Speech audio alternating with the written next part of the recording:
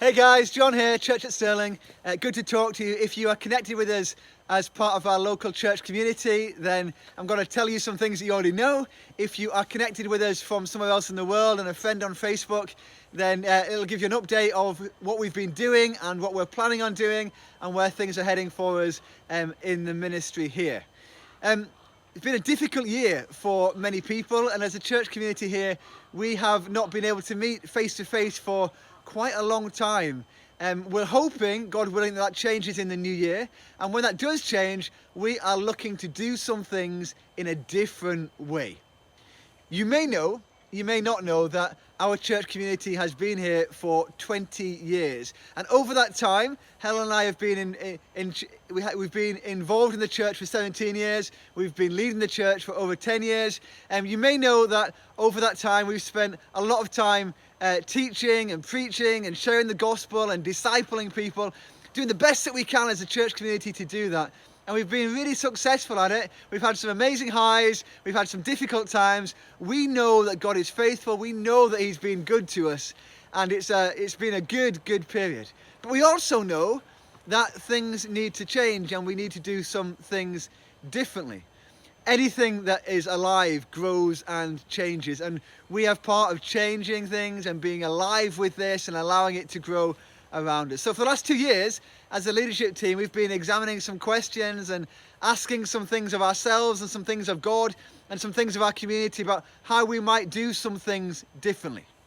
Now, it coincides that this year during the COVID time has given us an opportunity, a time to reflect and pray and think some more about how we would do those things differently.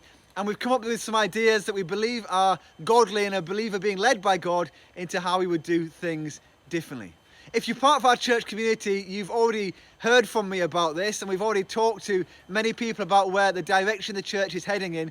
If you're not part of our church community, then this might be brand new to you, and hopefully if you're interested in what we're doing, then you can get involved and connect with us wherever that you can. Change is inevitable.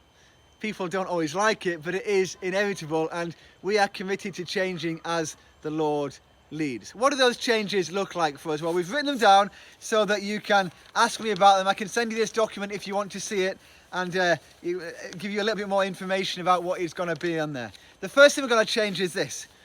We want to transform from a model that seeks to gather everybody together in a central location to a model that equips and empowers people to encounter God, each other, and our communities in lots of different locations. What does that mean? It means the church is getting local.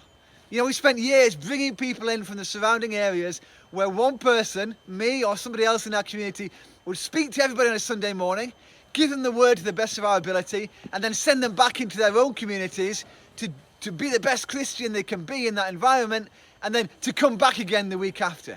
And what we started to say was, well, how about if there's a different way of doing that model?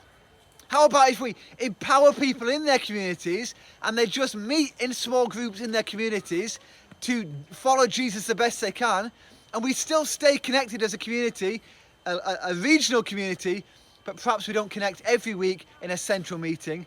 We connect more sporadically in central meetings, still regularly but more sporadically, and then we commit to locally meeting together. Now, what you'll say is, yeah, John, some people have done that all the time. Some other churches have done that for a long period of time, and you're right with that.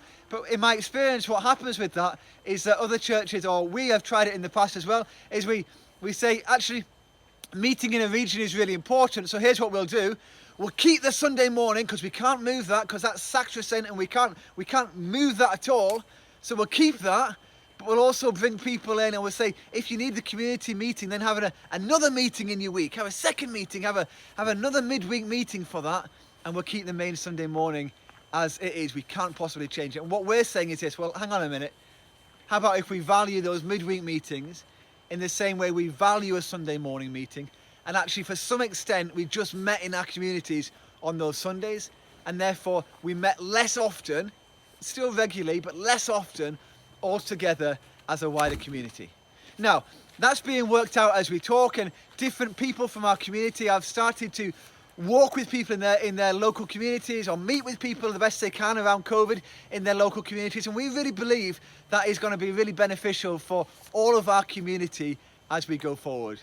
you want more details from me. I haven't got them quite yet, but we're working on them, and that's the direction of travel for us into the next year, number one. Number two, we want all of our people to be active, engaged and committed to their relationship with Jesus, to each other and to sharing the good news of Jesus. We are deliberately positioning ourselves to not only be communities in the community, but to be living missionally in those communities, to sharing the love of God with everybody we can at a local level, so that we see lives changed by the gospel being preached and people responding to God. So that's what we're doing at a local level, and that's the way that we are working to do that. The third thing is we are going to be a community that continues to stay true to Christian doctrine and develops biblical understanding. So we're in essence, we are reprioritizing discipleship, and we are putting that at a higher level than we ever have done for people. So we're asking you to commit to a higher level of discipleship than ever before, maybe as we walk that way.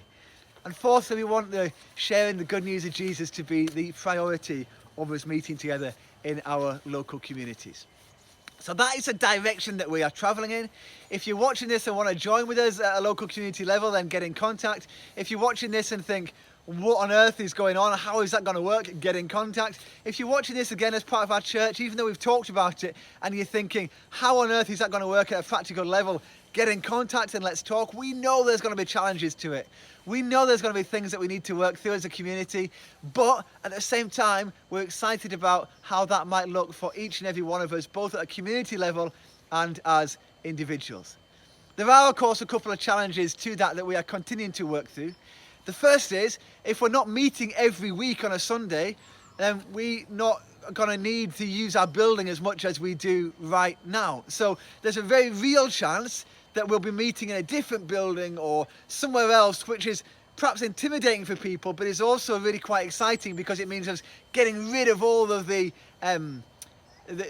effort and expense that goes into managing a building, because we won't need to do that in the same way, which means we can put all of our effort and energy into being community and into sharing the love of Jesus with people. So that's exciting and intimidating at the same time. I'd appreciate you praying about that. The other thing that we are praying about is, I'd appreciate your prayers on, is that if we move to that model, which we are doing, and when we move to that model, we don't believe that at the moment our church community needs a full-time paid pastor. That's not me getting rid of the skills in my life or not contributing to the church community. It's just saying that we don't think we need it to do it in a paid, full-time paid role. And so we're committed to moving that to a non-paid role or non-full-time paid role. And as part of that, that means I'm currently in the process of retraining and looking at how we can do different employment and how that would work. So would appreciate your prayers on that as we move all of that forward as well. Just a wee update for the end of the year. Things are going to be very different next year. Looking forward to it. Hope you can journey with us. Any questions, or if any of that's unclear, or if you're unsettled about it as part of our community, or if you are wanting to know more about it as a different community, then just get in contact and we'll take it from there. God bless you all and have a wonderful Christmas period. Okay, thank you. Goodbye.